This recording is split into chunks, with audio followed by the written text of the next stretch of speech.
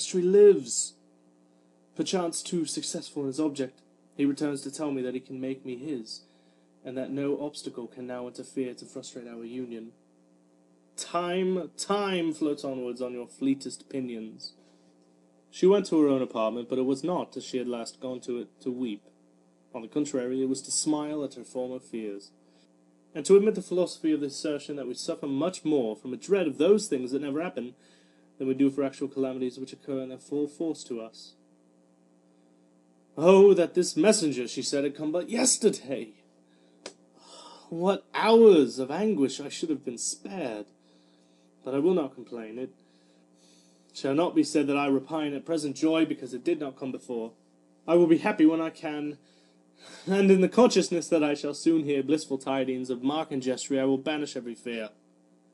The impatience which she now felt brought its pains and its penalties with it, and yet it was quite a different description of feelings to any she had formerly endured, and certainly far more desirable than the absolute anguish that had taken possession of her upon hearing nothing of Mark and Geoffrey.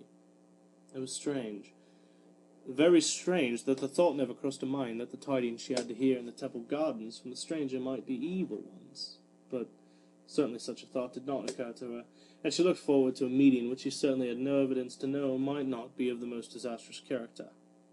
She asked herself over and over again if she should tell her father what had occurred, but as often as she thought of doing so, she shrank from carrying out the mental suggestion, and all the natural disposition again to keep to herself the secret of her happiness returned to her with full force.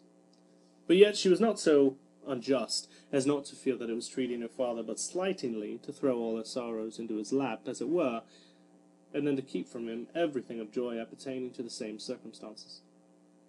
This was a thing that she was not likely to continue doing, and so she made up her mind to relieve her conscience from the pang it would otherwise have had, by determining to tell him, after the interview in the Temple Gardens, what was its result.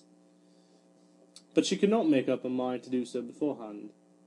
It was so pleasant and so delicious to keep the secret all to herself, and to feel that she alone knew that her lover had so closely kept faith with her as to be only one day behind his time in sending to her, and that day, perhaps, far from being his fault. And so she reasoned to herself, and tried to while away the anxious hours, sometimes succeeding in forgetting how long it was still to sunset, and at other times feeling as if each minute was perversely swelling itself out into 10 times its usual proportion of time, in order to become wearisome to her. She had said she would be at the Temple Gardens 2 hours before sunset instead of 1, and she kept her word, for, looking happier than she had done for weeks, she tripped down the stairs of her father's house, and was about to leave it by the private staircase, when a strange gaunt-looking figure attracted her attention. This was no other than the Reverend Mr. Lupin. He was a long, strange-looking man, and upon this occasion he came upon what he called horseback, that is to say, he was mounted upon a very small pony, which seemed quite unequal to support his weight, and was so short that, if the reverend gentleman had not poked his legs out at an angle, they must inevitably have touched the ground. "Praise the Lord!" he said. "I have intercepted the evil one. Maiden, I have come here at thy mother's bidding, and thou shalt remain and partake of the mixture called tea."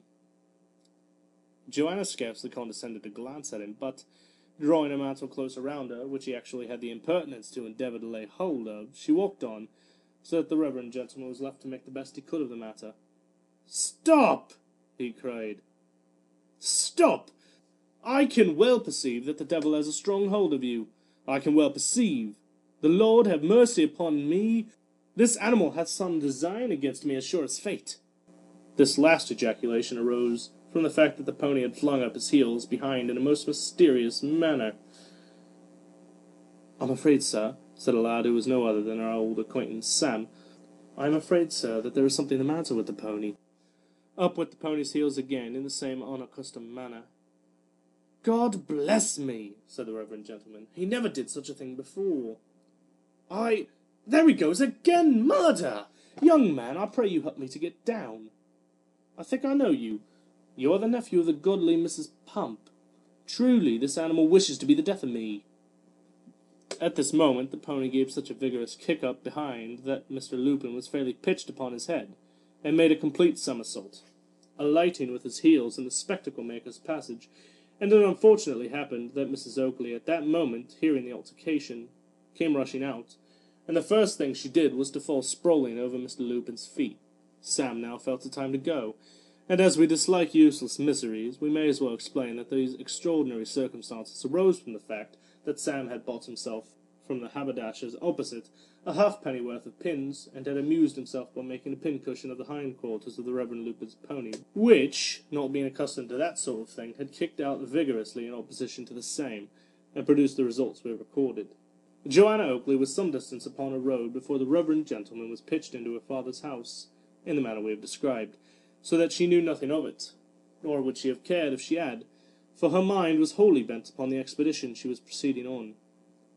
As she walked upon that side of the way of Fleet Street where Sweeney Todd's house and shop were situated, a feeling of curiosity prompted her to stop for a moment and look at the melancholy-looking dog that stood watching Hat at his door. The appearance of grief upon the creature's face could not be mistaken, and as she gazed, she saw the shop door gently open and a piece of meat thrown out. "Those are kind people," she said, "be they who they may."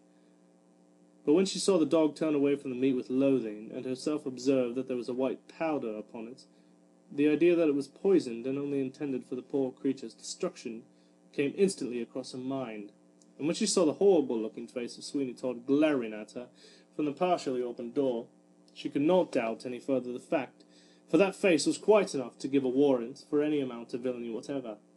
She passed on with a shudder, little suspecting, however, that that dog had anything to do with her fate, or the circumstances which made up the sum of her destiny.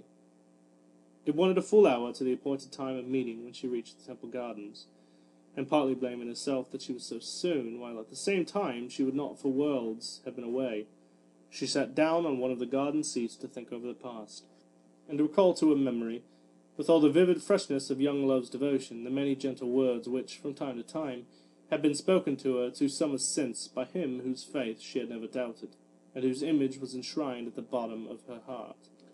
End of Chapter 5. Recording by Sean Arata.